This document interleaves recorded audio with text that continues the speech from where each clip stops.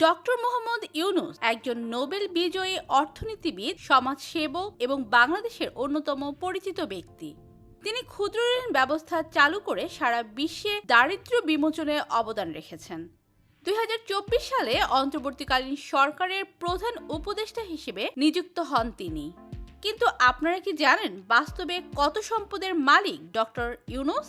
তার টাকা ও বাড়িগাড়ির সম্পর্কে জানলে অবাক হবেন আপনিও।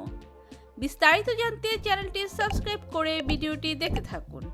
প্রিয় দর্শক, ডক্টর মোহাম্মদ ইউনূস 1940 সালের 28 জুন জন্মগ্রহণ করেন।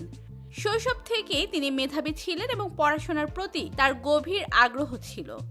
চট্টগ্রাম কলেজিয়েট স্কুল থেকে মাধ্যমিক এবং চট্টগ্রাম কলেজ থেকে উচ্চ মাধ্যমিক পাশ করেন। পরবর্তীতে ঢাকা বিশ্ববিদ্যালয়ে অর্থনীতি বিষয়ে স্নাতক ও স্নাতকোত্তর ডিগ্রি অর্জন করেন। এরপর যুক্তরাষ্ট্রের ভ্যান্ডারবিল্ট বিশ্ববিদ্যালয়ে পড়াশোনা করে অর্থনীতিতে পিএইচডি অর্জন করেন। পিএইচডি সম্পন্ন করার পর তিনি চট্টগ্রাম বিশ্ববিদ্যালয়ে অর্থনীতির অধ্যাপক হিসেবে যোগ দেন। 1974 সালের দুর্ভিক্ষের সময় তিনি দরিদ্র মানুষের দারিদ্র্য দূরীকরণে ক্ষুদ্র ঋণ ব্যবস্থার কার্যকারিতা অনুধাবন করেন।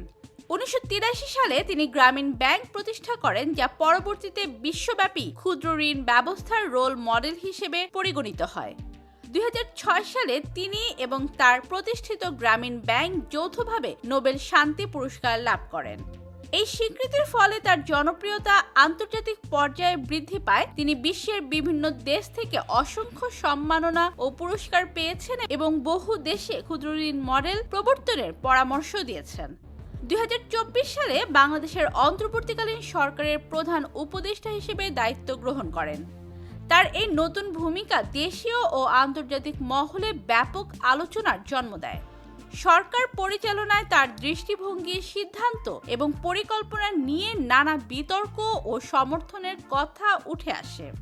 ডক্টর ইউনূসের জনপ্রিয়তা যেমন অনেক, তেমনি তার কিছু সমালোচকও রয়েছে।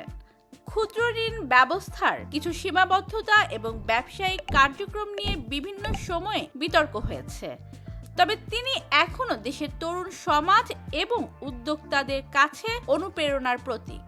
ডক্টর মোহাম্মদ ইউনূসের আর্থিক সম্পদ নিয়ে বিভিন্ন সময় আলোচনা ও সমালোচনা হয়েছে। তার প্রতিষ্ঠিত গ্রামীণ ব্যাংক এবং গ্রামীণ টেলিকম সহ অন্যান্য ব্যবসায়িক প্রতিষ্ঠানের মাধ্যমে তিনি উল্লেখযোগ্য সম্পদের মালিক। সাম্প্রতিক এক প্রতিবেদনে জানা গেছে, গ্রামীণ টেলিকমের তহবিলে প্রায় 4,000 কোটি টাকা রয়েছে, যা বিভিন্ন সামাজিক কর্মকাণ্ডে ব্যয় করা হয়।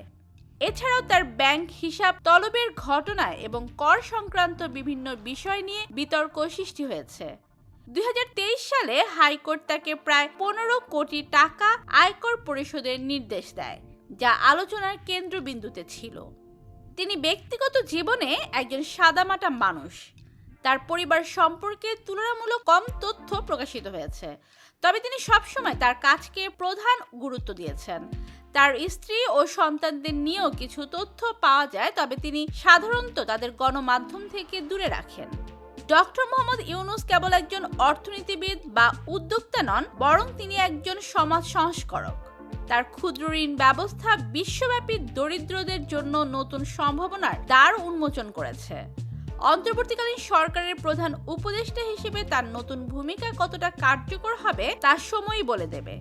তো প্রিয় দর্শক, ডক্টর মোহাম্মদ ইউনূসকে আপনাদের কেমন লাগে কমেন্ট করে জানিয়ে দিন এবং নতুন নতুন ভিডিও পেতে চ্যানেলটি সাবস্ক্রাইব করুন। ধন্যবাদ।